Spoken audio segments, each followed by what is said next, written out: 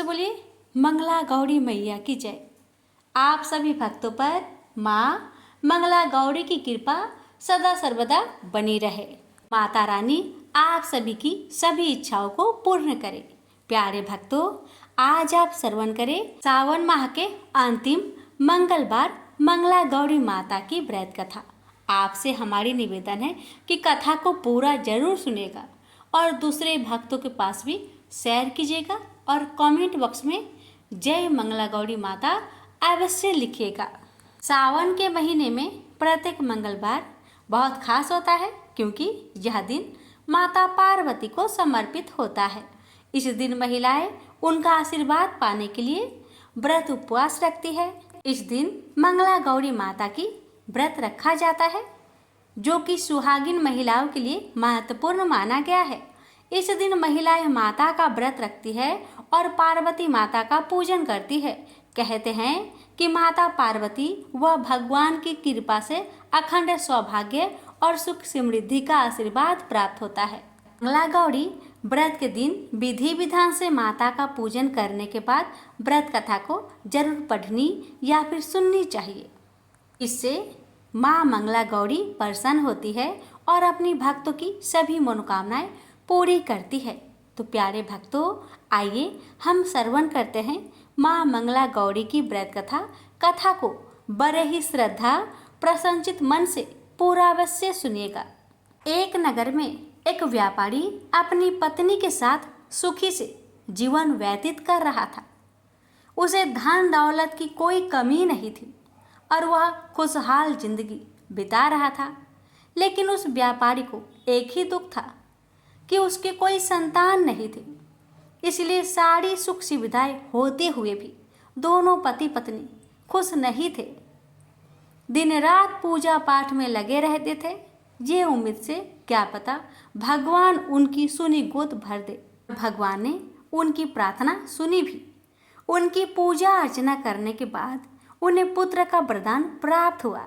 लेकिन उसके जन्म के समय ज्योतिष ने कहा कि वह अल्प आयु है और 16 साल के होते ही सांप के काटने से उसकी मृत्यु हो जाएगी। इस बात को जानने के बाद पति पत्नी और भी दुखी हो गए, लेकिन उन्होंने इसे ही अपना और पुत्र का भाग्य मान लिया। उन्होंने 16 साल की उम्र से पहले ही अपने बेटे का विवाह सुकन्या से कर दिया। इस कन्या की माता माँ मंगला गौरी का व्रत किया करती थी और उसने अपनी पुत्री को भी विवाह के बाद सुखी जीवन के लिए माँ मंगला गौरी का व्रत रखने की सलाह दी थी। विवाह के बाद कन्या ने ससुराल आकर विधि विधान से मंगला गौरी का व्रत किया और माँ गौरी की पूजा अर्चना की, जिसके परिणाम स्वरूप उसे अखंड सौभाग्यवती का आशीर्वाद प्राप्त हुआ और सेठ के पुत्र की मृत्यु टल गई और तभी से माँ मंगला गौरी की व्रत की मान्यता अधिक बढ़ गई। प्रेम से बोलिए मंगला गौरी माता की जय हो। प्राचीन काल में कुरु देश में श्रुत कीर्ति नामक एक राजा शास्त्र ज्ञाता, कीर्तिमान तथा शत्रु रहित था। वह 64 कलाओं को जानने वाला तथा धनुर्विद्या में निपुण था। उसके यहाँ संसार की किसी वस्तु की कमी न थी। कमी थी तो केवल एक संतान की। संतान प्राप्ति के लिए वह दिन रात यत्न करता था। उसने संतान के लिए देवी की आराधना भी की।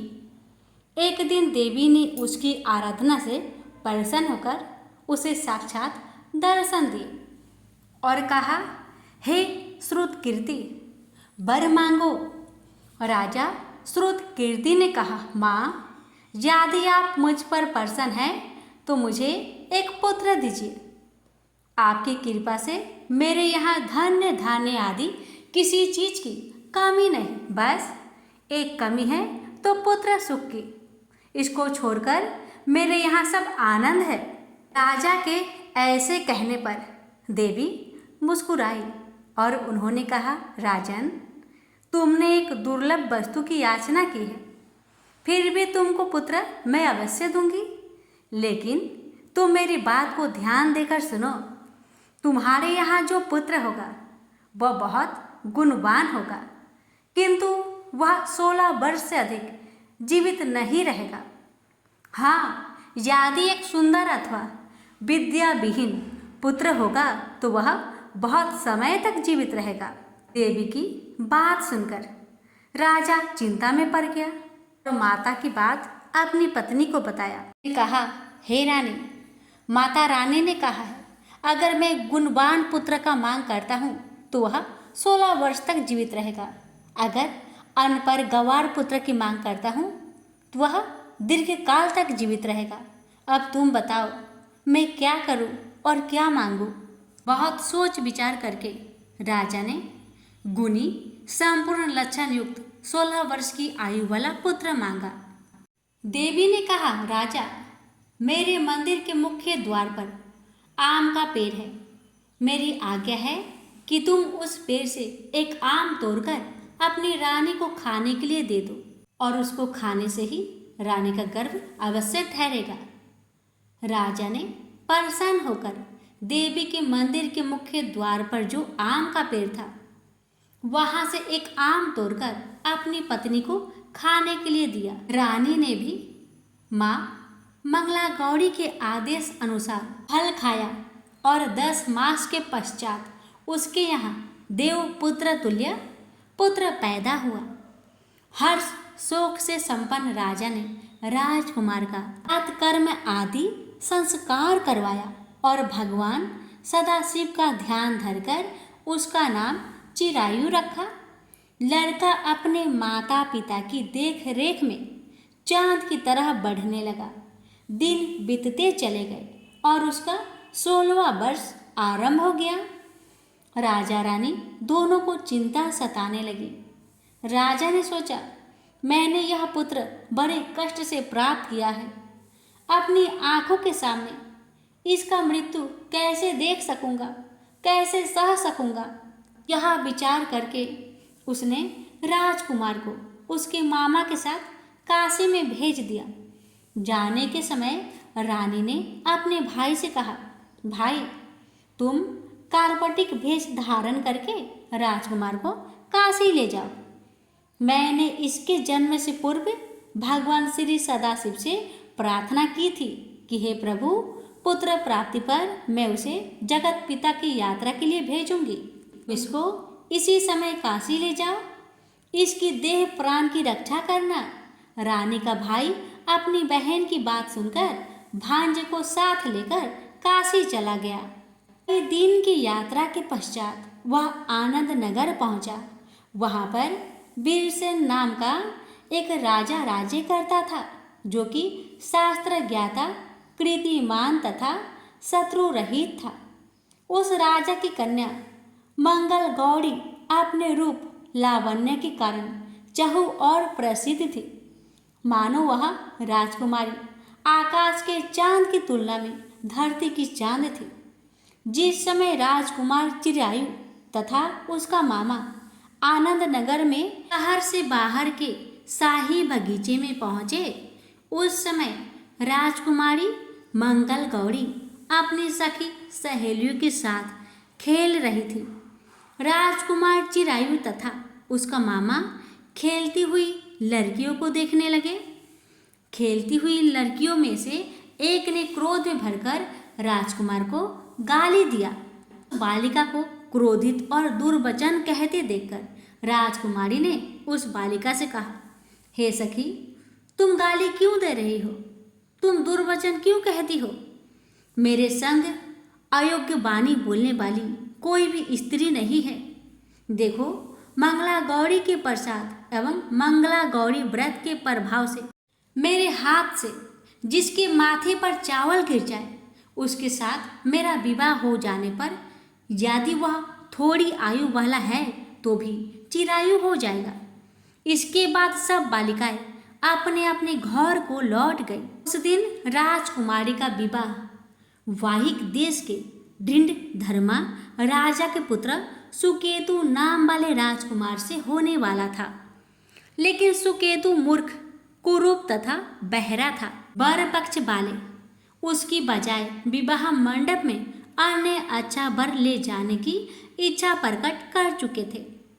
विवाह के पश्चात सुकेतु के बजाय प्रस्तुत वर को भगा दिया जाएगा और सुकेतु वाहिक देश को अपनी पत्नी लेकर लौट जाएगा। ऐसा विचार करके वर पक्ष के कुछ आदमी चिरायु के पास जाकर उसके मामा से कहने लगे, यह बालक तुम हमें दे दो, इसके द्वारा हमारा कार्य सिद्ध होने वाला है।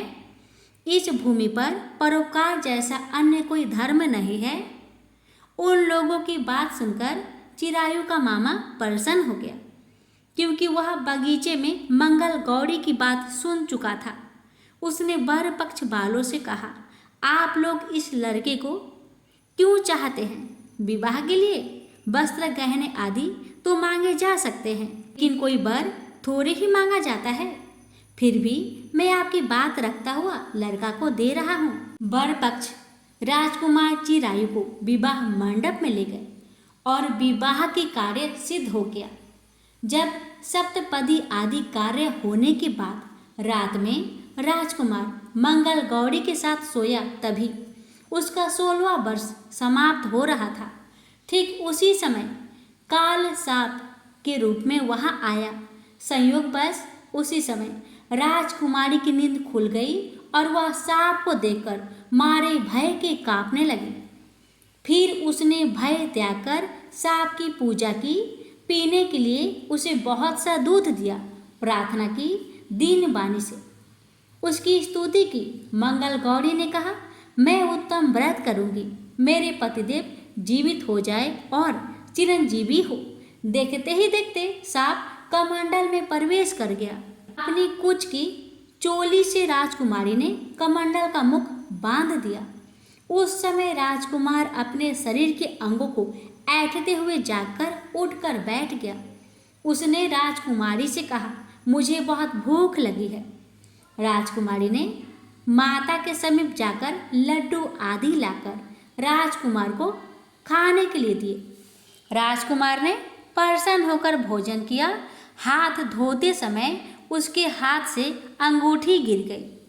वह पान खाकर दोबारा सो गया। उसके सोने के बाद राजकुमारी कमंडल को बाहर फेंकने के लिए गई, लेकिन विधि के विधान से बाहर जाते समय चमकते हुए हार की चमक देखकर चकित रह गई। उसने उस घाट में स्थित हार को अपने गले में पहन लिया। थोड़ी रात बाकी रहने पर चिरायु का मामा आकर उसे ले गया। चिरायु के जाने के बाद वर पक्षजन सुकेतु को वहां ले आए। मंगल गौरी ने जब सुकेतु को देखा तो कहा, यह मेरा पति नहीं है। इस पर वर पक्षजनों ने राजकुमारी से कहा, हे देवी, यह तुम क्या कह रही हो? यदि कोई पहचान हो तो कहो।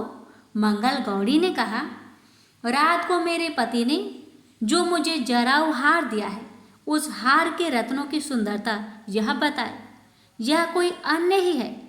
रात्रि में आम्र सेजन के समय मेरे पति का केसरयुक्त पद मेरी जांघ में लगा हुआ है। तुम लोग उसे देखो। रात के समय मेरे और मेरे पति के बीच जो बातचीत हुई है और हमने क्या भोजन किया था, ये भी बतलाए तो यह मेरा पति होगा। मंगल गौरी की बात सुनकर वर पक्ष जनों ने कहा, ठीक है, लेकिन सुकेतु उपरोक्त प्रश्नों में से किसी एक का भी उत्तर नहीं दे सका। इस पर कन्या पक्ष वालों ने उसके साथ राजकुमारी को भेजने से इनकार कर दिया और वर पक्ष जन अपना सा मुंह लेकर जैसे आए थे वैसे ही लौट गए। मंगल गौरी के पिता महाराजा वीरसेन ने प्रसन्न होकर एक महान यज्ञ रचाया। उसने ये भी सुना कि वर पक्ष जन किस प्रकार अपने कुरूप राजकुमार के बजाय किसी अन्य सुंदर युवक को विवाह के मंडप में ले आए थे और उसके साथ मंगल गौरी का विवाह हुआ था। अब मंगल गौरी राजमहल के बरामदे में एक जिक्र की ओट में बैठ गई और प्रत्येक आते जाते यात्री को देखने लगी, ताकि उनमें कहीं उसे चिरायु दिखाई दे जाए। उधर चिरायु भी अपनी ससुराल का हाल जानने के लिए अपने मामा के साथ वहां आ पहुंचा।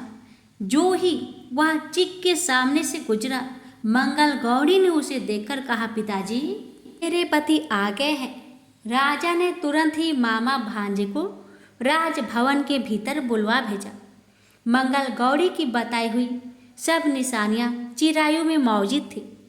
राजा ने वस्त्र भरण अवश्य, गज रथ तथा अन्य बहुत सी चीज़ों के साथ मंगल गौरी चिरायु के साथ कर दी। उसके बाद चिरायु राजा वीरसेन से विदा होकर अपनी पत्नी एवं मामा के साथ कुल नंदन सेना सहित अपने नगर को गया। जब उसके माता पिता ने लोगों के मुख से उसकी वापस आने की बातें सुनी तो उन्हें इस बात का विश्वास ही नहीं हुआ। वे बड़े हैरान हो गए और सोचने लगे, लो, भाग्य के विपरीत कैसे हो सकता है। वह अभी यह सोच ही रहे थे कि राजकुमार चिरायु ने माता और पिता के चरणों में प्रणाम किया। माता ने उसका सिर चूमा और उसके आनंद का कोई पराबर ना रहा। फिर उसने पुत्र वधू को अपनी गोद में बैठाकर उससे सारा हालचाल पूछा। मंगल गौरी ने उनको व्रत का महात्म्य तथा पिछला समस्त घटनाक्रम बतलाया।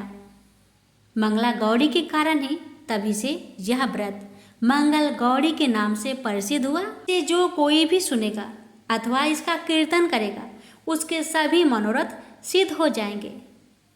से बोलिए मंगला गौरी माता की जय हो।